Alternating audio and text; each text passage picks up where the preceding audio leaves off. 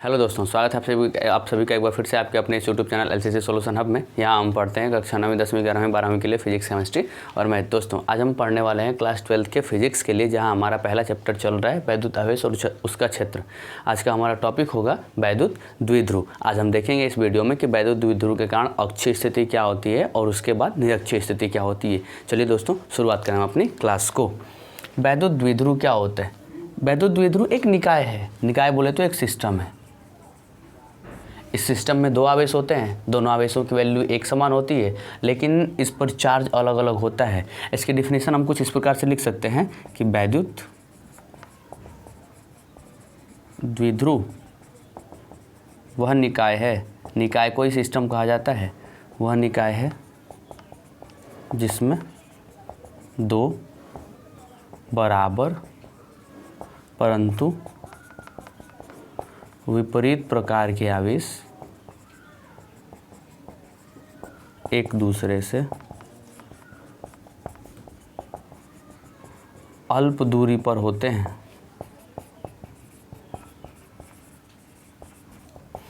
बस क्या बताया गया कि वह निकाय जिसमें दो बराबर परंतु विपरीत प्रकार के आवेश, जैसे हम मान लेते हैं कि ये आपका एक पहला बिंदु ये है, मान लीजिए पहला बिंदु ए है, और ये हम मान लेते हैं ये अपना दूसरा बिंदु बी है। इस पर आवेश हम माइनस क्यू रख देते हैं और इस पर आवेश हम प्लस क्यू रख देते हैं। और यदि हम इन दोनों को ले आकर के मिला देते हैं तो यह पूरा का पूरा सिस्टम कहलाता है वैद्युत। मान लेते हैं कि इसके बीच की जो दूरी है वो अल्प दूरी है, इसके बीच की दूरी कितनी है? 2l है।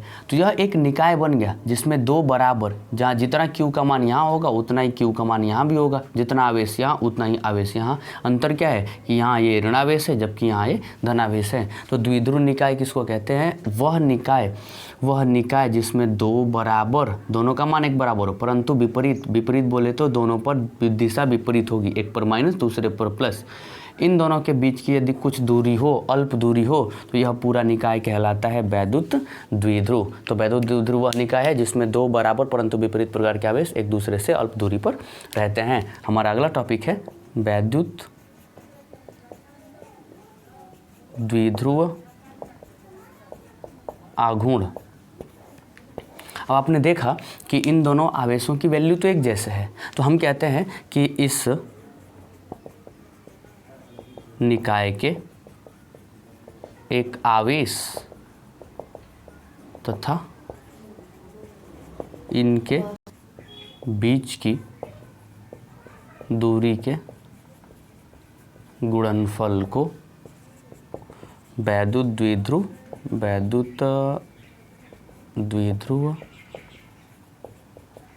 आघूर्ण कहा जाता है। तो सिंपल वैद्युत द्विध्रुव आघूर्ण इससे P से प्रदर्शित करते हैं।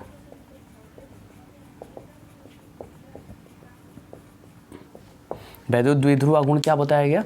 वैद्युत द्विध्रुव आघूर्ण इसे P से रिप्रेजेंट करते हैं। तो इसको बताया गया कि एक आवेश, इन दोनों में से किसी एक आवेश Q तथा इनके बीच की दूरी का गुणनफल। सिंपल सी परिभाषा है वैद्युत द्विध्रुव आघूर्ण की। क्या कह सकते हो आप?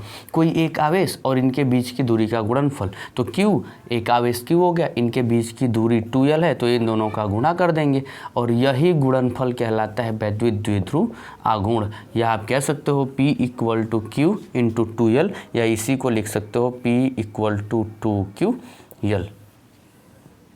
दोस्तों यह एक सदिश राशि है, यह एक सदिश राशि है और इसकी दिशा ऋणावेश से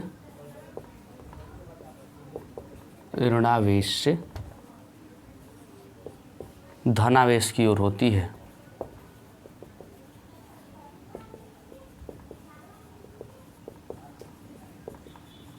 यदि आप इसमें दिशा दिखाना चाहें तो आप दिखा सकते हो ऋणावेश से धनावेश की ओर होती है वैद्युत द्विध्रुव की दिशा। ऋणावेश से धनावेश की ओर होती है वैद्युत द्विध्रुव की दिशा। तो आपने वैद्युत द्विध्रुव आघूर्ण P = आपने निकाल लिया 2ql। अब इसका मात्रक देख लो। मात्रक क्या हो सकता है? Q का मात्रक हो गया कूलम और यल का मात्रक हो गया मीटर, तो इसका मात्रक आ गया कूलाम मीटर। जबकि इसकी बीमा निकालना चाहो आप तो क्यू की बीमा क्या लिख सकते हो, क्यू की बीमा हो गई आपकी LT AT, और यल लंबाई है, दूरी है, तो इसकी बीमा यल, तो आप इसकी बीमा निकाल सकते हो LTA। तो वैद्युत द्विध्रुव आघूर्ण का मात्रक कूलाम मीटर, जबकि इसकी बीमा आ गई LTA, और हमने फॉर्मूला निकाला P = 2QL। आप इसका स्क्रीनशॉट लीजिए, फिर हम अपनी क्लास अक्षय स्थिति वाली स्टार्ट करते हैं। हमारा अगला टॉपिक है वैद्युत द्विध्रुव के कारण वैद्युत क्षेत्र की तीव्रता। इस प्रकार से वैद्युत क्षेत्र की तीव्रता ज्ञात करने की 2 विधियां हैं खास तौर पर, अक्षीय स्थिति और निरक्षीय स्थिति। तो आज हम इस वीडियो में वर्णन करेंगे अक्षीय स्थिति के बारे में। अक्षीय स्थिति, अक्ष, यदि किसी अक्ष पर, जैसे मान लीजिए कि ये एक रेखा हम क्लिक कर देते हैं, इसी रेखा की दिशा में यदि आगे की ओर या पीछे की ओर कोई इंसिडेंट होता है, उसे हम सभी लोग कहते हैं अक्षीय स्थिति। तो आज हम वर्णन करने वाले हैं कि अक्षीय स्थिति पर वैद्युत क्षेत्र की तीव्रता कितनी ज्ञात होगी, किसके कारण, वैद्युत द्विध्रुव के कारण। तो सबसे पहले हम देखते हैं, यदि हम कहें कि यहाँ पर एक वैद्युत द्विध्रुव है, मान लेते हैं, माना एक वैद्युत द्विध्रुव AB है, और अभी हमने पीछे पढ़ा है कि वैद्युत द्विध्रुव में 2 आवेश होते हैं, -Q और +Q। इसके बीच की दूरी 2L है। कहते हैं कि एक द्विध्रुव है AB जो -Q तथा +Q से मिलकर बना है, इसके बीच की दूरी 2L है, और इसके केंद्र से, मान लेते हैं इसका केंद्र O है, इसके केंद्र से R दूरी पर एक बिंदु P है, जिस पर हमें वैद्युत क्षेत्र की तीव्रता की गणना करनी है। तो हम इसको डॉटेड लाइन से मिला लेते हैं ऐसे। तो देखते हैं कि अब यह +Q भी इस पर वैद्युत क्षेत्र उत्पन्न करेगा, और यह -Q भी उस पर वैद्युत क्षेत्र उत्पन्न करेगा। तो हम पहले यहाँ पर नोट करते हैं, कहते हैं कि माना वैद्युत द्विध्रुव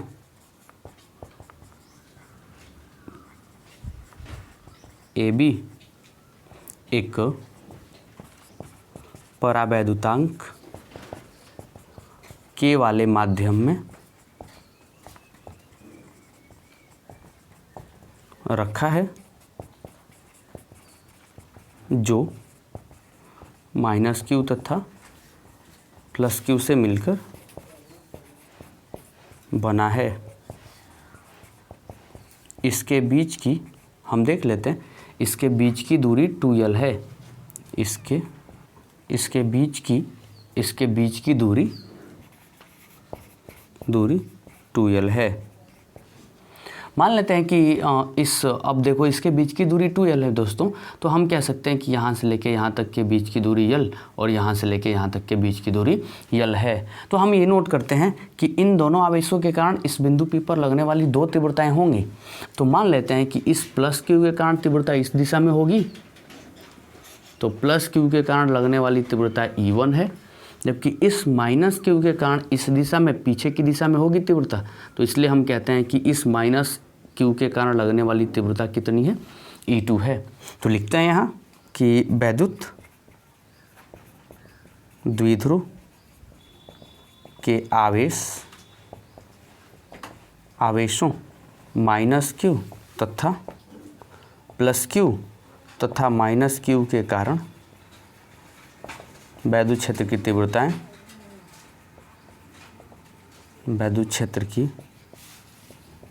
तीव्रताएं क्रमशः E1 तथा E2 हैं। अब रही बात दूरी की, तो आप देखो इस +Q से P तक के बीच की दूरी, हमने तो मान रखा है कि यहाँ से लेके यहाँ तक के बीच की दूरी R है, लेकिन बीच में आपका ये L आ गया, और हमको दूरी केवल यहीं से चाहिए। तो आप कह सकते हो आसानी से कि हमको बिंदु B से P के बीच की जो दूरी होगी वो ये जो इतनी दूरी R है, इस R में से L को माइनस कर दो आप आसानी से। तो B से P तक के बीच की दूरी R - L लिख सकते हो। +Q से P की दूरी R - L तथा -Q माइनस क्यू के कारण इसकी दूरी r है और इसकी दूरी l है, हमें यहाँ तक लेना है तो r में l जोड़ देंगे, तो माइनस क्यू से p तक की दूरी r प्लस l है। अब हम तीव्रता ज्ञात करते हैं। प्लस क्यू के कारण तीव्रता E1 इक्वल टू, आपने पीछे पढ़ाई करी है, 1/4πε0 के इंटू के क्यू अपान में बीच की दूरी। तो प्लस क्यू के कारण दूरी r माइनस यल है, तो आप r माइनस यल का क्या लिख सकते हो, होल स्क्वायर लिख सकते हो। जबकि माइनस क्यू के कारण तीव्रता E2 है, तो E2 इक्वल टू हो जाएगा 1/4πε0 के इंटू के क्यू अपान में दूरी कितनी होगी, ये r और ये यल, तो हो गया आपका r प्लस यल का होल स्क्वायर। अब आप देखो परिणामी तीव्रता कैसे निकालोगे। बिंदु P पर परिणामी तीव्रता, बिंदु P पर परिणामी तीव्रता यदि E हो तो आप लिख सकते हो E equal to E1 minus के E2। अब हम E1 और E2 की वैल्यू रखेंगे और E1 और E2 की वैल्यू रख करके फॉर्मूला फाइंड आउट करेंगे। हम देखते हैं कि E इक्वल टू E1 की वैल्यू आप फाइंड आउट किए हो 1/4πε0 के इंटू के क्यू अपान में r माइनस यल का होल स्क्वायर, माइनस E2 की वैल्यू आप निकाले हो 1/4πε0 के इंटू के क्यू अपान में r प्लस यल का होल स्क्वायर। तो आप क्या कर सकते हो, देखो कुछ कॉमन हो रहा है इसमें, ये 1/4πε0 के 1/4πε0 के यहाँ पर भी और q भी साथ में कॉमन हो रहा है, तो आप कॉमन कर लीजिए q अपान में 4πε0 के, तो यहाँ आपका बच गया 1/r माइनस यल का होल स्क्वायर और माइनस के ये हो गया r प्लस यल का होल स्क्वायर। अब आप इसको एलसीएम के रूप में सॉल्व करिए, तो E इक्वल टू क्यू अपान में 4πε0 के, इसका इधर मल्टीप्लाई करा लीजिए तो r प्लस यल का होल स्क्वायर ये, और माइनस के इसका इधर मल्टीप्लाई करा लेंगे तो r माइनस यल का होल स्क्वायर इधर हो गया।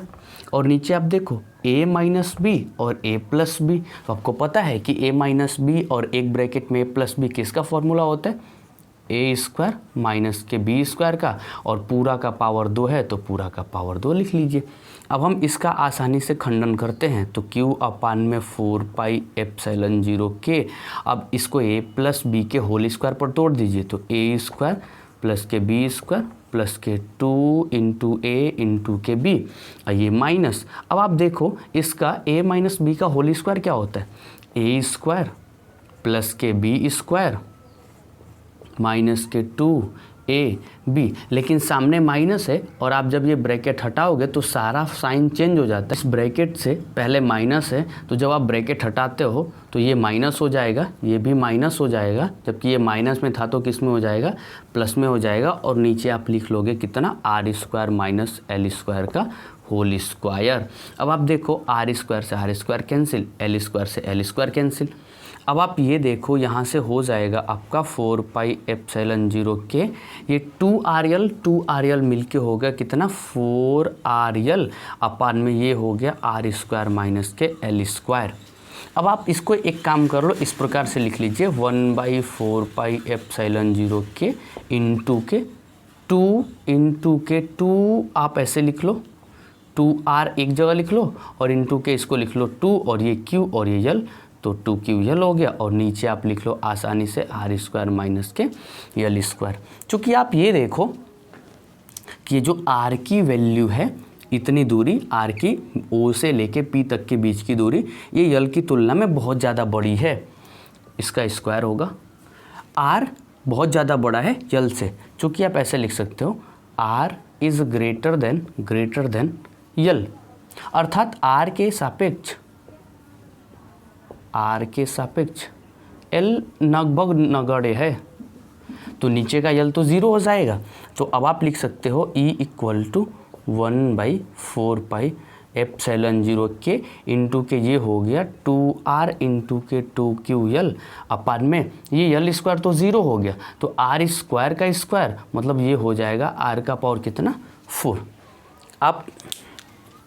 आप देखो इसके आगे आप क्या नोट कर सकते हो, अब चूंकि आपने पीछे अभी भी वैद्युत द्विध्रुव का आघूर्ण पढ़ा है कि P इक्वल टू होता है 2QL, तो ये जो 2QL है आप इस 2QL की जगह पर क्या लिख सकते हो, P लिख सकते हो। तो E इक्वल टू आपका हो गया 1/4πε0 K इंटू के, आप इस 2QL की जगह पर P लिख सकते हो। तो ये हो जाएगा आपका 2PR अपार में नीचे हो गया R का पावर 4।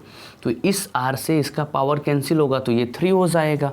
तो E equal to 1/4πε0 K into के 2P अपान में नीचे हो गया R³। यदि बात निर्वात की जाए तो निर्वात के लिए K इक्वल टू 1 होता है, तो इस K की जगह पर 1 रख देंगे तो ये हो जाएगा E equal to 1/4πε0 into 2P upon में R³। ये हो गई हम सभी की वैद्युत क्षेत्र की तीव्रता। किसके कारण? वैद्युत द्विध्रुव के कारण। हमने इस टॉपिक में ये समझा है कि वैद्युत द्विध्रुव के कारण जो तीव्रता होगी कौन सी स्थिति से, अक्षीय स्थिति से, वो आपका फॉर्मूला निकल के आया E equal to 1/4πε0 into 2P upon में R³। और आपने क्या किया था, आपने इसका बहुत सारा एग्जाम्पल करना है। हम आपको अगली वीडियो में समझाएंगे इस पर बहुत सारे उदाहरण। आप ध्यान रखिएगा कि ये बोर्ड परीक्षा के लिए काफ़ी उपयोगी टॉपिक होता है, हमेशा पूछा जाने वाला टॉपिक होता है कि आप अक्षीय स्थिति प्रूफ कर लो, निरक्षीय स्थिति प्रूफ कर लो। तो दोस्तों इस वीडियो में हमने देखा है कि किसी भी वैद्युत द्विध्रुव के कारण अक्षीय स्थिति पर कितनी वैद्युत क्षेत्र की तीव्रता होती है, और उसके लिए हमने फार्मूला निगमन किया है कि E equal to 1/4πε0 into 2P upon में R³ होता है। इससे पहले वाले हमने टॉपिक में, इससे पहले वाली वीडियो में हमने बहुत सारी बातें पढ़ी थी।